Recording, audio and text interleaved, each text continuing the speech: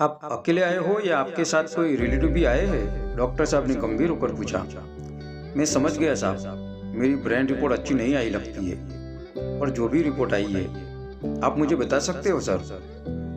मेरी फैमिली को बताने की जरूरत नहीं है। वास्तव में मेरे घर में सबसे ज्यादा मनोबल वाला व्यक्ति मैं ही हूँ। मेरी वाइफ तो बिल्कुल कमजोर हृदय वाली है। माँ पिताजी बूढ़े हो गए हैं, बच्चे अभी छोटे हैं, इसलिए जो भी रिपोर्ट आई है वो आप मुझे बता सकते हैं। ओके, तो फिर सुनो। डॉक्टर साहब ने थोड़ा सोचकर गंभीर होकर थोड़े शब्द मिलाकर कहना शुरू किया। मिस्टर विनोद भाई, आपको ब्रेन ट्यूमर है। सामान्य तरीके से देखने जाए तो 8 ट्यूमर होते हैं, तब हम बायोप्सी की सलाह देते हैं, पर आपके केस में वो इम्पॉसिबल है। The tumour is इनऑपरेबल। वो ऐसी जगह पर है, उसकी साइज भी बहुत बड़ी है कि ऑपरेशन करने जाएंगे तो। डॉक्टर की बात सुनकर मुझे बहुत बड़ा झटका लगा, पर क्या करें, मेरे हाथ में कुछ नहीं है।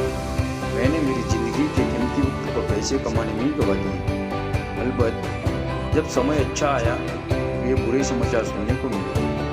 फिर मैंने थोड़ी हिम्मत करके डॉक्टर साहब से कहा, डॉक्टर साहब सच सच बताना, अब मेरी जिंदगी के कितने साल बाकी है? डॉक्टर साहब ने कहा, अब तो कुछ महीने ही बचे हैं आपके पास। कितने महीने बचे हैं वो मैं नहीं बता सकता, पर ज़्यादा से ज़्यादा 6 महीने। अगर कीमियोथेरेपी नहीं लेते तो 1-2 महीने। रिपोर्ट हाथ में आती ही मेरी आंखें फटी की फटी रह गई। मैं अंदर से पूरा टूट चुका था। हिम्मत वाला था, इसलिए रो तो नहीं पाया, पर थोड़ा मायूस जरूर हुआ। फिर डॉक्टर साहब का आभार मान के मैं दवाखाने से बाहर निकला। एक पल तो जैसे ऐसा लगा कि मेरा पूरा जीवन मेरे सामने से निकला हो। धन कमाने की लालच में मैंने ज्यादा मित्र भी नहीं बनाए थे। मेरे रिलेटिव भी बहुत कम थे। मैं ज्यादा किसी के साथ संबंध नहीं रखता था। पहले से सोच के रखा था कि पैसे कमाने के बाद जिंदगी अच्छे से जिएंगे, मित्र बनाएंगे, महफिल जमाएंगे, बीवी बच्चों के साथ घूमने फिरने जाएंगे, रिश्तेदारों के घर जाएंगे, पड़ोसी के घर जाएंगे, चाय नाश्ता करेंगे।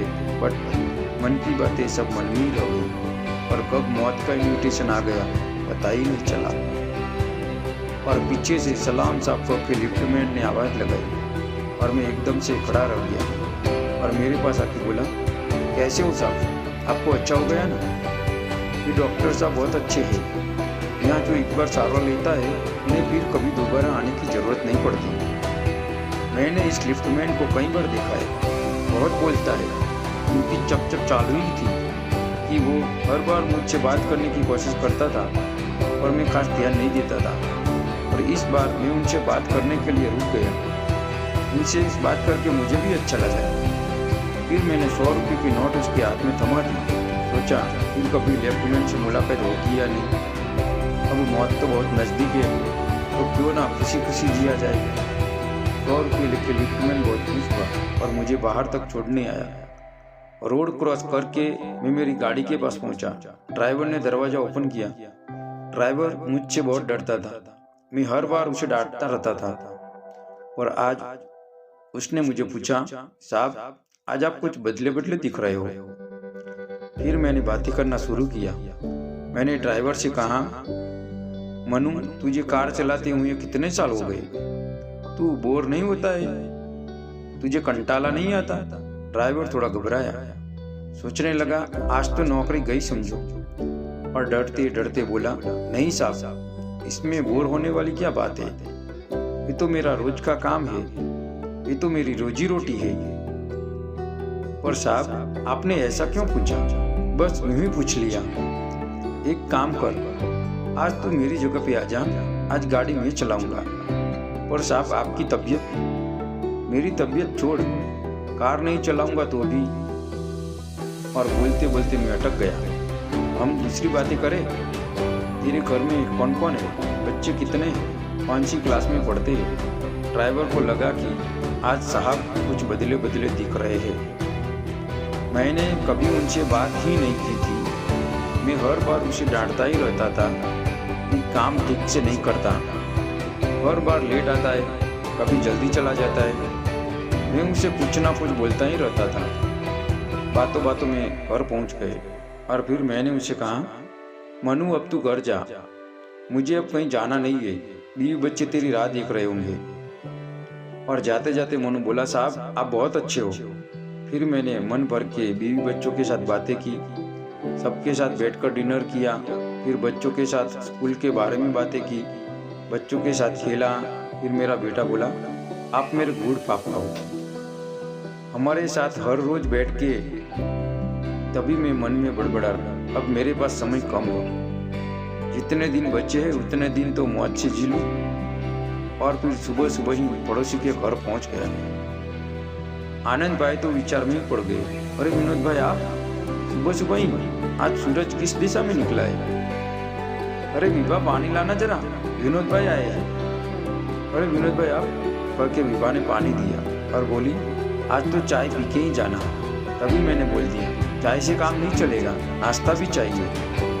पड़ोसी को भी लगा कि आज विनोद भाई कुछ बदले बदले से दिख रहे हैं, ये आदमी से संबंध रखने जैसा है। जाते जाते मैंने मन में बोल दिया।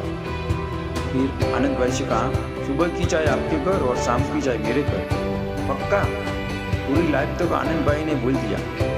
फिर मेरे मन में विचार आया, जब जिंदगी में कहाँ कुछ बचा है, बस थोड़े महीने ही तो है, और 2 दिन में तो सब मेरे से खुश हो गए। बोलने लगे, इंसान हो तो विनोद भाई जैसी। कल तक जो मुझे स्वार्थी और अभिमानी समझते थे, वो सब मेरे से खुश होने लगे। भाई वाह, इंसान हो तो ऐसा। थोड़े दिनों के बाद डॉक्टर साहब का फोन आया, हेलो विनोद भाई। घबराते हुए बोले, विनोद भाई I am very very sorry, आपका ब्रेन रिपोर्ट गलत है। मेरा मतलब है कि आपके नाम के 2 पेशेंट होने की वजह से हमारे से थोड़ी गलती हो गई।